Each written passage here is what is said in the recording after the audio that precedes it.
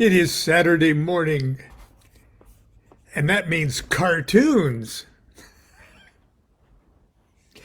I don't have a cartoon for you, but many years ago, almost 50 years ago, when our son was very young, like not even one yet, I think. I'm not sure what year actually, but to entertain him, because we really couldn't afford too much entertainment, so we had to entertain each other. I made a flip cartoon for my son, Jean Paul, and you just take a pad of white paper, little one of those little note pads, and make a flip cartoon. And I'm going to clean up my page here. And so the flip cartoon was this. This is as close as we're going to get to a cartoon show. And it's around here someplace. I think we still have it. Anyway, it showed a rectangular building, like an apartment building with windows and a front door.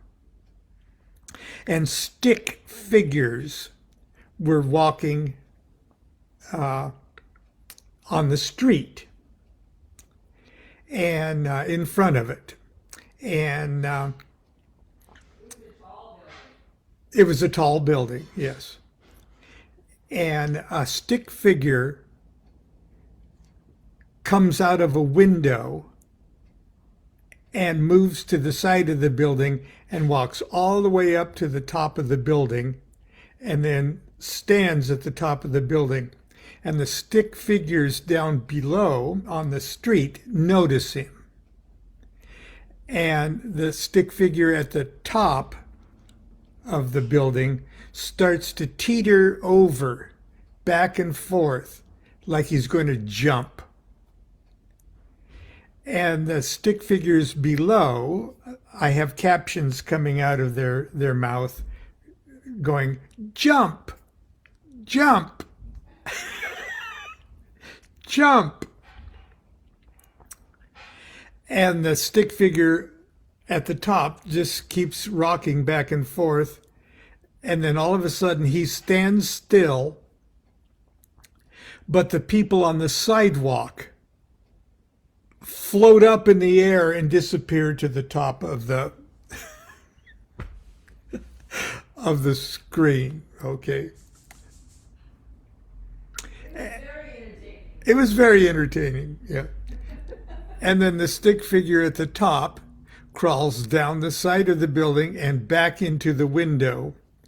And then the entire building itself raises up with flames coming out of the bottom, like the whole apartment building is a rocket ship, and it goes up and completely disappears. Isn't that how it went, dear? Exactly. Is this symbolic of life on Earth? Is this symbolic of life on Earth? Yes, I guess it is. And that's how Kabbalah works, you know.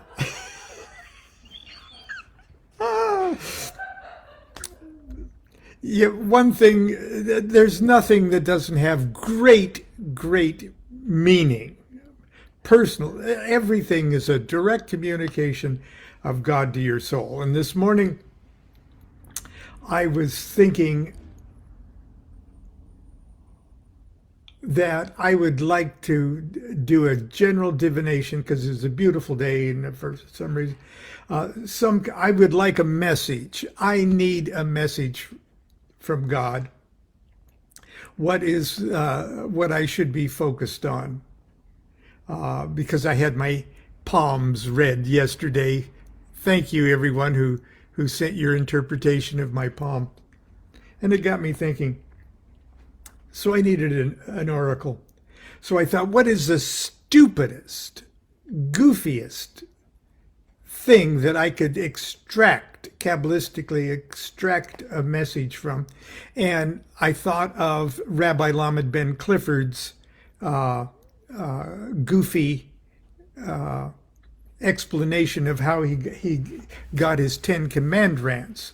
And so I went to the book, The Chicken Kabbalah, and to read what I thought was probably the goofiest thing in the thing. Rabbi Ben Clifford claimed that in the winter of 1989, he made a pilgrimage to the Holy Land where he climbed Mount Sinai to, as he put it, touch base and get further clarification. Well, that's what I wanted to do this morning, was to touch base and get further clarification on several matters pertaining to Scripture. On the summit, the supreme deity allegedly appeared to him in the form of a rotating tongue sandwich that lectured to Ben Clifford for about 6 minutes. To quote the rabbi, and remember, his name is Lamed, LMD, which is my initials.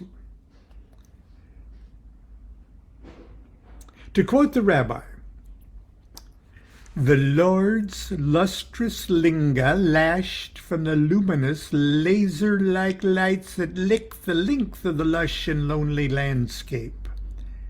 Later, I laughed like a lunatic as I lay lifelessly limp and lingered upon the lilt of the last littlest letter of the laws and the laudable lessons I so lately learned. So I counted all the words that began with L. And there were 29 of them. 29 L's adds to 870. So I thought 870 is my message. And there are absolutely very few Hebrew letters or scriptural letters or Kabbalistically important letters or words that add up to 870, but there's just one. And it's the word that means 12. So Tav, Resh, Yud, Mem, Resh. 12. So from 870 to 12. Then I'm looking in my 1973 Kabbalah of Aleister Crowley here, which is published as 777. I'm sure you've got one in your. So I go and I look at 12. And there's quite a few words. The first one is the word that means he longed for.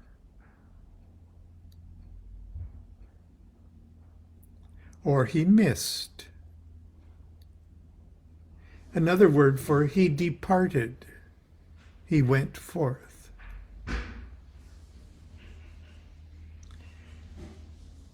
Next word was a little book, pamphlet, letter, tools, and a few other things, including the statement to penetrate or to be sharp. But most importantly, it's the word vav itself, meaning nail or hook. Vav is spelled vav vav. And so vav is a 6. And 6, when you look up 6, you realize that it's the mystic number, 1 plus 2 plus 3 plus. It's the mystic number of 3. 1 plus 2 plus 3 is 6. And 3 is the mystic number of Hokmah, excuse me, this is it's the mystic number of Bina. Oh no, it's a mystic number of 1 plus 2 of Hokmah. So it's the supernal triad. But it is Saturn itself, which is Bina. So we're talking, it took me all the way from 870 to the supernal triad itself in Bina, as if, well, perhaps that's the work directly ahead of me at the moment. And it brought me to it via the word or the number 6, which would be Tifereth. So, Holy Guardian Angel in Tifereth, the Abyss in the Supernal Triad. Anyway, that is a demonstration of the madness of Kabbalistic thinking. Everything is connected to everything else. You join everything with everything else, but you can keep doing that until you go completely crazy.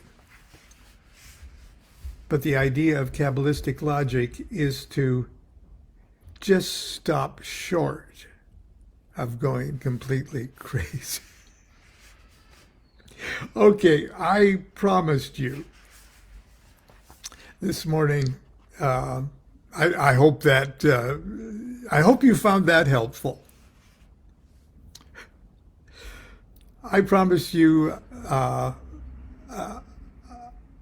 encounter with Soror Meral, or Phyllis Seckler, the late Phyllis Seckler, and I am taking this from an introduction I wrote to Dr. Shoemaker, who edited the Kabbalah, Magic, and Thelema, the writings of Soror Meral, and Volume 2. And it was edited by Dr. David Shoemaker, Gregory Peters, and Rorak Johnson. And this is my little introduction. Do what thou wilt shall be the whole of the law. And it starts like a Stephen King novel. I met her first in the fog-shrouded early morning hours of November 15th, 1975, EV, at a motel in Dublin, California. I had traveled all night by bus from Costa Mesa. It had not been a restful journey. All I could think about for every bumpy mile was the initiation I was scheduled to undergo and the curious circumstances that brought me to this moment in my life. It had taken nearly 2 years of handwritten letters back and forth, letters demanding the location, date and hour of my birth, my biography, my education, my aspirations. Finally, a date was set for my initiation, and my instructions were clear, simple, and utterly terrifying. As the bus neared Dublin, I was to tell the driver I wanted to be let off at a particular intersection near a certain motel. I was to walk a few blocks to the motel and check in using my own name. If there were no rooms available, I was to wait in the lobby. If there was a room available, I was to go there and wait to be contacted. I had no other information, no address, no phone numbers. I didn't even know the names of my hosts and initiators, only magical names. Hymenaeus Alpha 777 and Soror Meral. As I looked out of the bus window at the cold moon rising over the abyss that is the San Joaquin Valley, It occurred to me that should I fall victim of foul play, should I vanish off the face of the earth, if my initiators were insane remnants of some satanic Aleister Crowley cannibal cult, should they choose to rape me, kill me, and eat me, something I was not completely convinced was not part of the program, my poor wife wouldn't even have a clue to give to the police. I didn't know it at the time, but Hymenaeus Alpha and Soror Meral were having their own doubts and fears about me, and that the reason for all the cloak and dagger dramatics was the very real concern that I might be a dangerous person. In the months prior to my initial inquiry note, some very strange things had taken place in California. The homes of several prominent people, elderly former students of Aleister Crowley, had been burgled and their priceless collection of Crowley books and magical articles stolen. The neon sign in front of the motel beamed a welcoming vacancy. Actually, I think the V was out and it just said agency, agency, agency. And shortly after I awakened the poor manager and checked in, I found myself stretched out comfortably on top of a not-so-hard bed.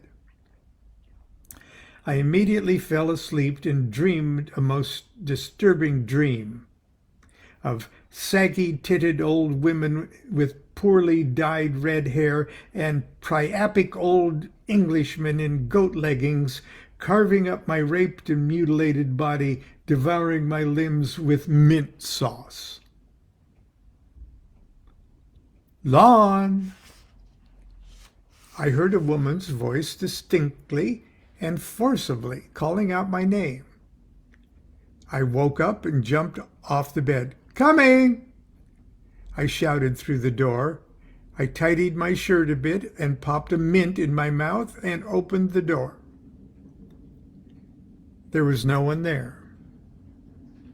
I stepped out and looked in both directions. No one there. Somewhat shaken, I returned to my room and sat down on the edge of the bed.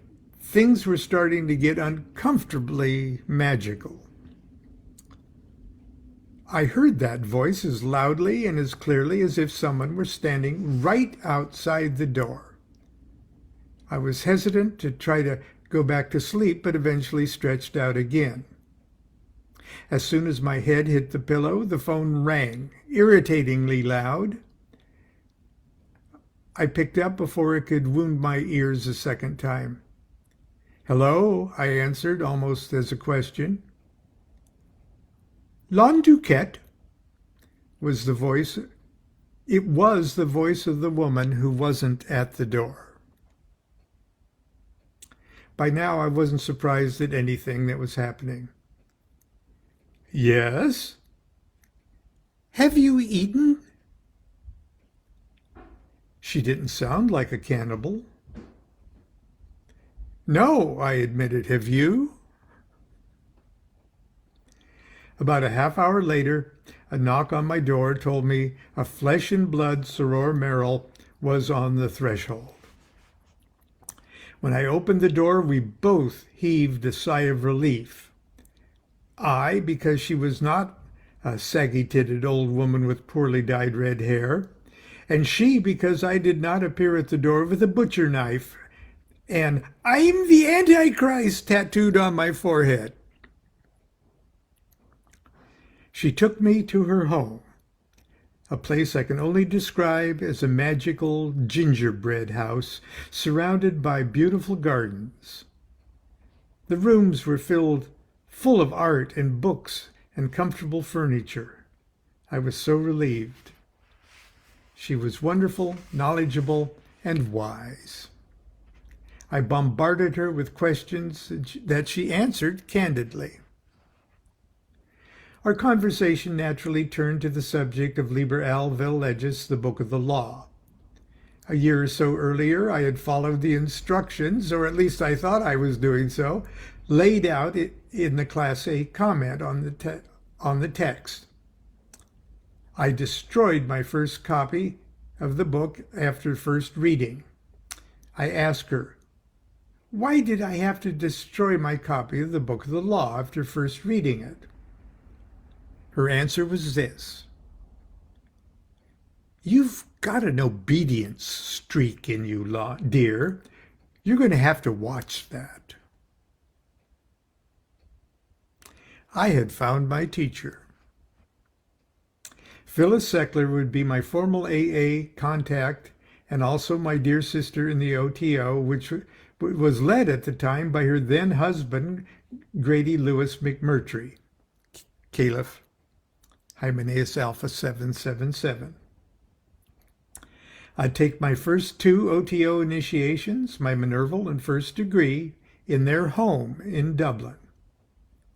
Shortly after my First Degree initiation, I wrote a little poem called The Water Closet,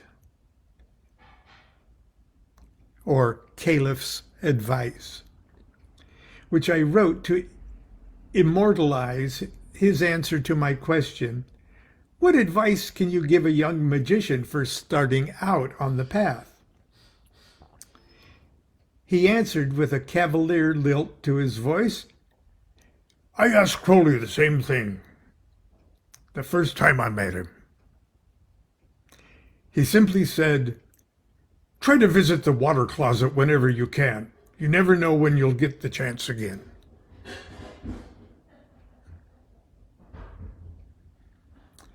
It's still really good advice, I tell you. The older you get, the better the advice becomes. Phyllis was kind enough to publish it in the issue of her marvelous magazine, In the Continuum. I'm afraid it might not make too much sense to those unfamiliar with the Man of Earth degrees of the OTO. But for those who are, I hope you very much enjoy. Love's the Law, Lavender Will. And here's the poem. I don't write many poems. Okay, I'll write songs, but I don't write poems. Water Closet, or Caliph's Advice, by Lon Milo DuQuette. And this is after my First Degree initiation in August 1976. Adepts and Mahatmas dance widder shins while they devil and beast and awes it.